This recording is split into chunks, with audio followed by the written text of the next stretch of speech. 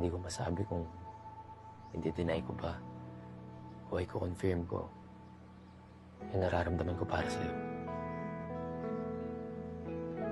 Pero ngayon, Jay, obvious na siguro. Kapag-isipan mo, Jay. This is me trying to take control of the situation. Pagod na ako maging hindi in control.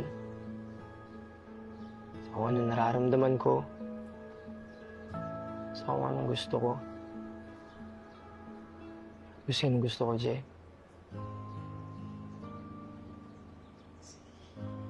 Yuri, I will never hurt you.